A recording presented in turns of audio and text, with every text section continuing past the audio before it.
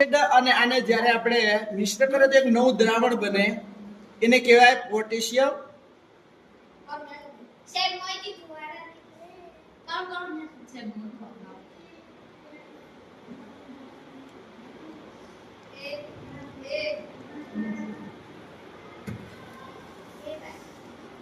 જો આ બે મિશ્રણ કર્યા ને, શું કર્યું આપણે?